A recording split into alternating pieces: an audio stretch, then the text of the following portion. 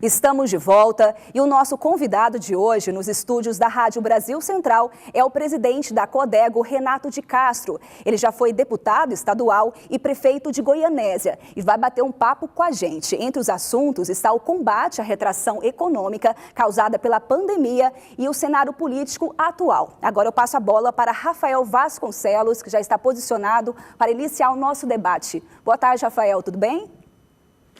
Tudo bem, graças a Deus. Boa tarde para você, André Santana, para todos os nossos telespectadores, internautas, ouvintes nessa audiência extraordinária que cresce a cada dia.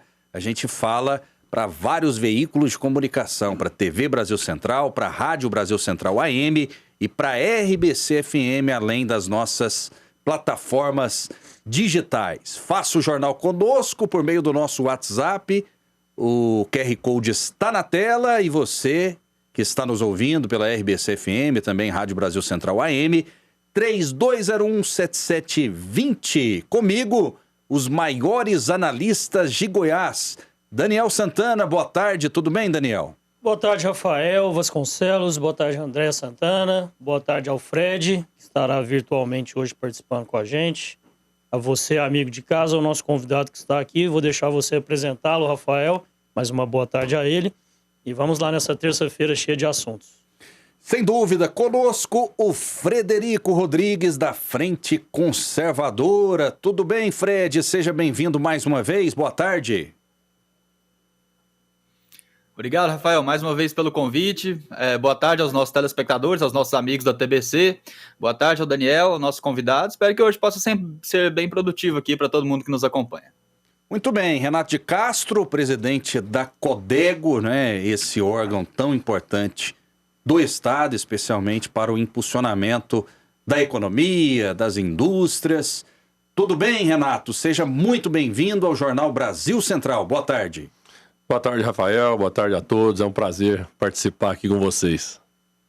Presidente, como que está a Codego? Vou fazer uma pergunta geral no início para a gente saber e para que o nosso público tenha clareza.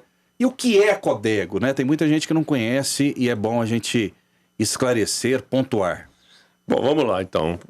O nome Codego, ele é uma sigla, né, que provém de Companhia de Desenvolvimento Econômico de Goiás. Então, o nome é autoexplicativo. É uma companhia, né, que é uma estatal e uma empresa que o principal acionista é o governo do estado de Goiás. E a nossa missão ali é geração de emprego e renda para a população de Goiás. Um período de pandemia, igual a gente tem passado, determinação do governador que a Codego possa atuar firmemente nesse desenvolvimento, né, no apoio ao empresário, no apoio às empresas, para que as empresas possam se instalar nos distritos que a Codego administra, né, em especial o DAIA, é o mais famoso deles, e a partir dessa instalação de novas empresas, da expansão de empresas já existentes, a gente pode enfrentar a pandemia e enfrentar os danos econômicos causados pela pandemia. Então, é determinação do governador a geração de emprego e renda. E a Codego, né, que anunciou projeto para investir 8 milhões de reais na criação de outlets, é isso mesmo, presidente? Exatamente. Entre tantas ações, né, da Codego para enfrentar essa pandemia aí, nós tivemos uma reunião com os nossos assessores ali e eles que criaram isso, em especial o Renato Nunes, que é assessor da presidência, a ideia foi dele. Por quê? Porque a Companhia de Desenvolvimento Econômico, né, ela administra os distritos industriais. Então, o foco principal, naturalmente, que é a indústria. Mas a geração de emprego e renda, ela não se dá somente dentro das indústrias, ela se dá também no comércio, né? Então, a ideia dos outlets é exatamente isso, é que a gente possa instalar outlets. A ideia é um projeto piloto, então a ideia era que 4 cidades serão escolhidas, né, a partir das cidades que queiram se cadastrar no chamamento, e a ideia é fazer 4 outlets com a geração de emprego, principalmente na área do comércio desses outlets. Como vai funcionar esse chamamento, presidente? Esse chamamento ele ainda está aberto, acho que hoje ou amanhã encerra-se o prazo. Então, as cidades que tiverem interesse em fazer ainda dá tempo ainda, sabe? É só entrar no site da Codego, codego.com.br, que lá tem todas as explicações. A cidade se cadastra, né? E aí tem uma comissão ali dentro que vai eleger os melhores projetos para que possa ser tirado do papel. O prazo encerra-se dia 30 agora. Achei que estava encerrando já, mas vai até dia 30. Perfeito. Quais são os critérios? Qualquer cidade pode se candidatar ou não? Sim, claro. Qualquer cidade pode se candidatar. E aí existe uma comissão para que se escolha esses critérios, né?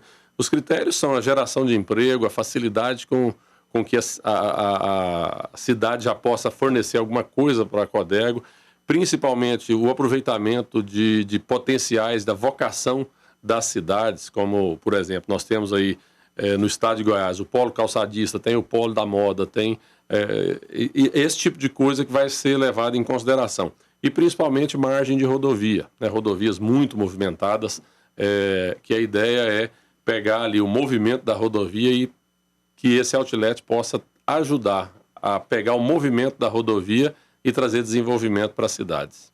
Muito bem, você participa do Jornal Brasil Central por meio do nosso WhatsApp 3201-7720. Eu deixo o Daniel Santana e também o Frederico Rodrigues à vontade para as perguntas para o presidente da Codego, Renato de Castro. Rafael, se tratando de uma companhia que leva o seu fim no nome, Desenvolvimento Econômico do Estado de Goiás, de saber do presidente como que foi assumir essa função num período complicado, como esse período de pandemia, com tantas restrições, e o que a Codego tem realizado para tentar fazer que, mesmo num período tão afetado, a gente possa trazer desenvolvimento para o Estado. É um desafio muito grande, e hoje nós já estamos ali, você já deve ter ouvido falar da plataforma multimodal de Anápolis, né? É uma área muito importante. O distrito de Anápolis ele tem muita demanda por área. Então, o principal distrito nosso é o distrito Udaia, o distrito de Anápolis. A cidade de Anápolis hoje ela está posicionada a nível nacional, estrategicamente. Ela tem uma logística muito boa, né, servida por rodovias duplicadas, aí, ferrovias. Então, a demanda por área é muito grande. Nós temos ali essa plataforma multimodal que já foi transferida do Estado para a Codego. É uma área de quase 2 milhões de metros quadrados que já foi transferida e que agora a Codego já está cuidando da parte de parcelamento do solo, a criação das matrículas, a criação, dando a condição jurídica para que a gente instale as empresas ali nessa plataforma multimodal. E já fizemos investimentos aí em vários distritos, né? O distrito de Catalão, por exemplo, o de MIC, o distrito de Itumbiara, o DAEAGRE também na infraestrutura, dentro da própria Codego, dentro do próprio DAE, um investimento muito forte na renovação ali da nossa captação de água, porque a Codego também fornece água tratada para essas empresas. E então, quer dizer, uma captação de água e uma estação de tratamento, né, de água, estação de tratamento de esgoto muito antigas, nós já estamos cuidando da renovação e principalmente da ampliação, porque se vai ter área nova na plataforma multimodal, não tem jeito de fazer o assentamento dessas empresas se você não tiver a água para fornecer para essas empresas, né? Haja vista que o processo industrial, via de regra, demanda bastante água. Frederico Rodrigues, algum questionamento, alguma observação? Talvez. A gente viu que no ano passado aí houve uma certa, digamos assim, disputa de qual vertente deveria ser seguida nesse combate à pandemia. Acabou que em certos setores naquela vertente que a economia a gente deveria deixar para ver depois, de certa forma prevaleceu. Eu gostaria de saber de que forma a Codego está atuando para agora, nesse momento de retomada, dar mais segurança para as pessoas, para o empresário, enfim, para a iniciativa privada que gera esse emprego, de que algo assim não atrapalhe, ou que mesmo atrapalhe o trabalho de vocês na hora de fazer esse desenvolvimento, esse fomento para a economia goiana. Bom, veja bem, a Codego ela atua principalmente nessa área aí da indústria, né, dos distritos industriais, o fornecimento de área para as empresas se instalarem ou se expandirem. Mas o governo do estado de Goiás atua também na questão dos incentivos fiscais, né? Você vê o seguinte, o Produzir ele foi repaginado e foi até ampliado e se transformou no pró-Goiás. Então, assim, é uma preocupação do governador, uma preocupação do governo do estado de Goiás, essa retomada. E aí você colocou muito bem, pandemia, você tinha aí aquela questão de fecha, abre, vamos trabalhar, o vírus se espalha, como é que é isso? Então, eu fui prefeito, né, no ano de 2020, eu estava prefeito ainda da cidade de Goianésia, e foi um período muito difícil, porque quando você via os argumentos das pessoas que queriam trabalhar, né, não queria que fechasse o comércio, não fechasse as indústrias, eram argumentos muito fortes. Mas quando você via também o argumento também dos infectologistas, das pessoas da área de saúde, que queriam o fechamento do comércio e tal, para segurar o avanço do vírus, também era um apelo também muito forte. E acabou que o setor, os governantes, aí, principalmente prefeitos, governador e presidente, acabavam que ficava naquela sinuca de bico. Como é que é? A gente trabalha e o vírus se espalha, né? A gente não sabia o que ia acontecer, até hoje ainda é uma coisa muito nova.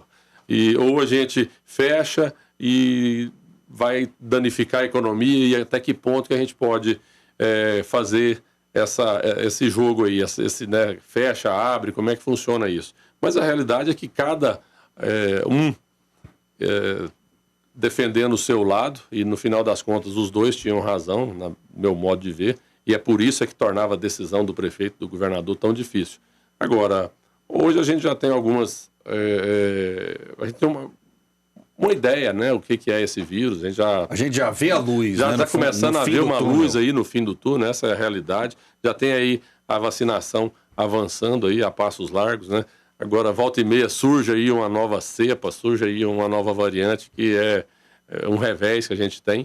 Mas, pelo menos, a gente já está enxergando essa luz aí no fim do túnel, né? Então, a gente tem que pensar hoje nessa retomada fortíssima, dando aí o apoio ao empresário que queira participar. E a Codeg está aí, se for no ramo industrial, a gente tem as áreas dos distritos para oferecer, e fora isso, o Estado de Goiás tem trabalhado fortemente tocando aí muitas obras, principalmente nas rodovias, a gente tem visto aí, para gerar esse emprego e dando os incentivos fiscais para incentivar os empresários a virem para Goiás ou investirem, os daqui já investirem cada vez mais, que a gente vai retomar isso aí rapidamente. Informação importante, o ex-prefeito de Goiânia e ex-governador de Goiás, Iris Rezende Machado, de 87 anos, segue internado na unidade de terapia intensiva do Instituto de Neurologia de Goiânia, em estado grave, mas ainda mantém boa pressão arterial.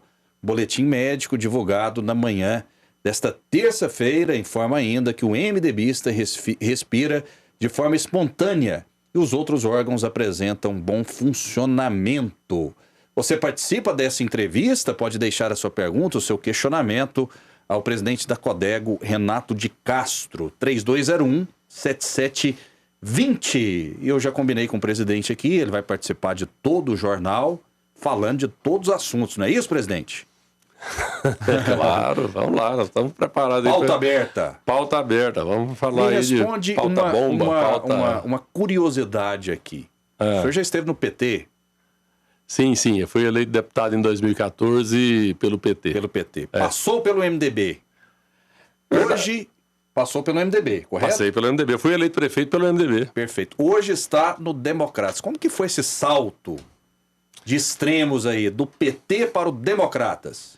É que, na verdade, é o seguinte, nunca foi muito ideológico, e ainda não é ideológico, né? As filiações partidárias, principalmente no interior, eu venho de Goianésia, a gente faz política no interior, ela vai muito dos companheiros políticos que você está acostumado a trabalhar. Então, o meu pai, por exemplo, foi presidente do PFL, muitos anos lá atrás. Que hoje é o Democratas. Que hoje é o Democratas, exatamente. E aí, por causa de divergências políticas, né, com o grupo Laje, que na época era o PFL de Goianésia, nós acabamos que fomos para o MDB. Né? Mas nós fomos para o MDB por uma questão ideológica? Não, nós fomos para o MDB por uma questão local. Na cidade, você só tinha dois lados, ou o MDB ou o PFL. Então, é natural que quando você tem que pertencer a algum grupo político, a gente faz política de grupo, né? E quando eu fui sair candidato a deputado na época, o PT, ele andava com o MDB desde 1988. Então eu fui candidato em 2014. Então você vê o seguinte, eles tinham aí 30 anos de história de política local. Então eu precisava de filiar num partido. Eu ainda não tinha a musculatura eleitoral suficiente para ser eleito num partido grande como o MDB naquela época. Então eu precisava de procurar uma legenda que fosse possível uma eleição com menos votos. E em virtude da política local de Goianésia, de um histórico de companheirismo do PT com o MDB em Goianésia de 30 anos, o próprio PT quem me convidou e falou, vem para cá porque aqui você consegue ser eleito com menos votos.